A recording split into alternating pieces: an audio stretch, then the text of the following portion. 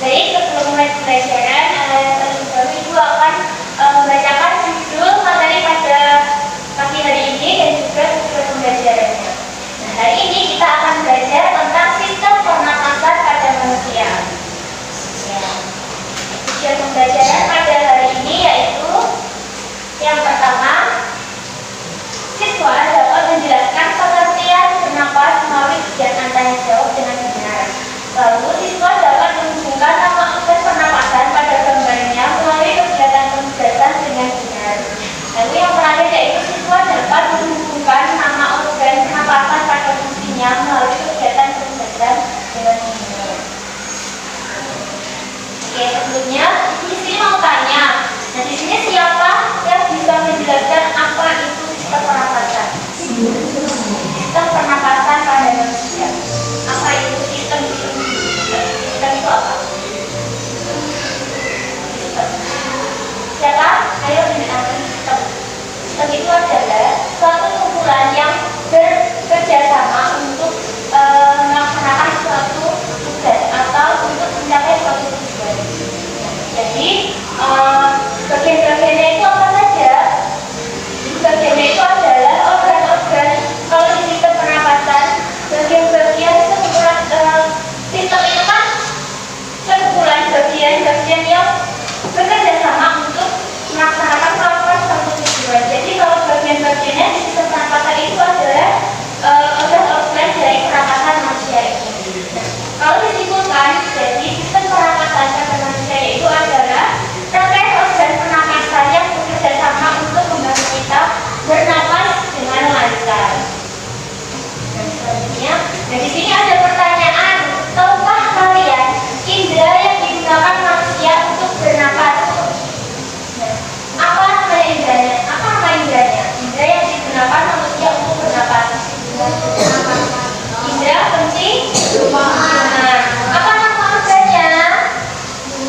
Organ di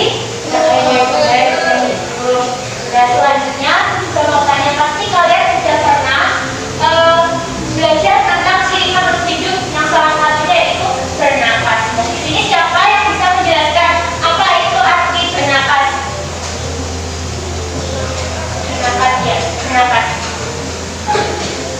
Kegiatan. Ya.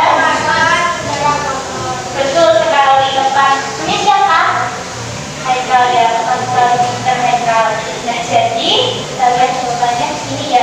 Bernapas adalah kegiatan menghirup udara atau badan menghembuskan karbon dioksida serta uap air melalui hidung maupun mulut. Jadi uap air itu kalian ketika bernapas di depan cermin itu kan ada bintik-bintik air dan itu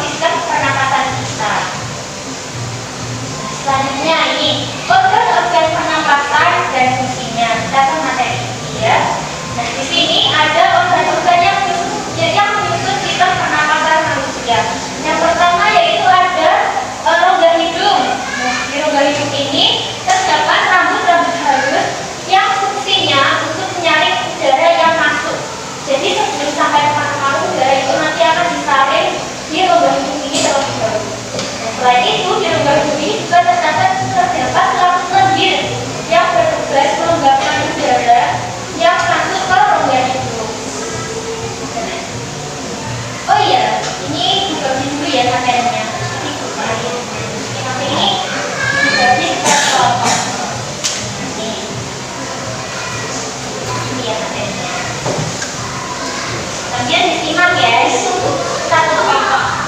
Ya kan, ini kelompok satu, kelompok dua, kelompok dua.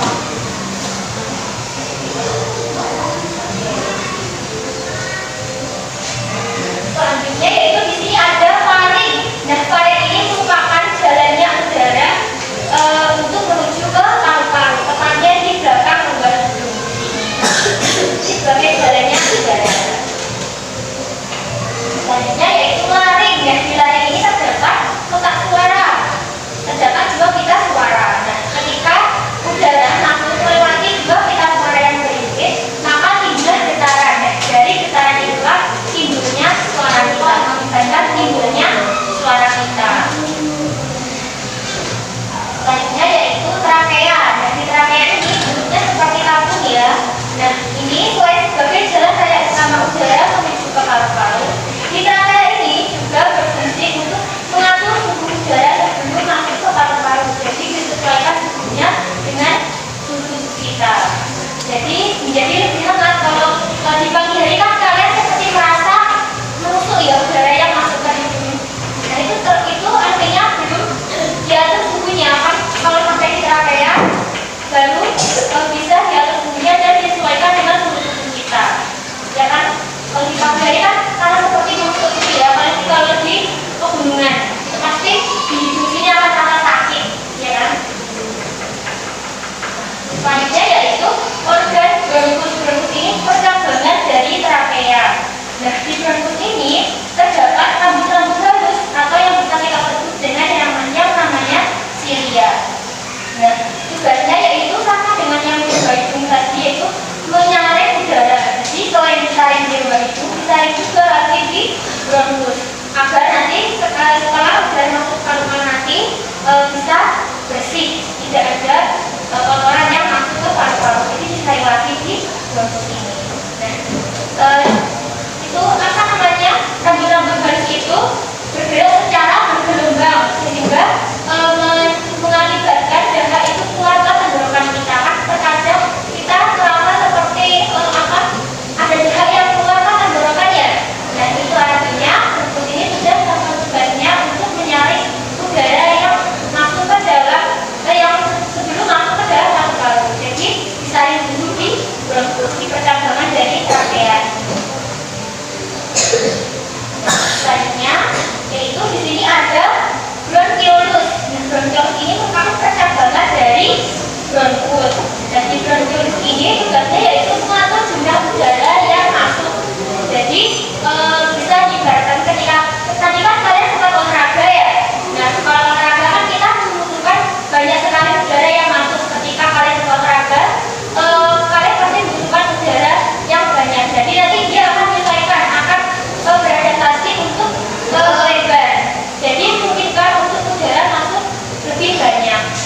Jadi kalau kalian olahraga kan lebih membutuhkan banyak sekali oksigen untuk tubuh kalian. Nah, jadi seperti itu. Ketika kalian beristirahat, badannya nanti dia akan beradaptasi, akan sedikit menyempit agar tidak banyak udara yang masuk ke saluran pernapasan. Jadi menyesuaikan. Nah, selanjutnya yaitu ada alveolus. Nah, alveolus ini bisa kita sebut dengan yang namanya gelembung-gelembung udara. Nah, di sini adalah tempat pertukaran oksigen dan karbon dioksida. Nah, jadi ketika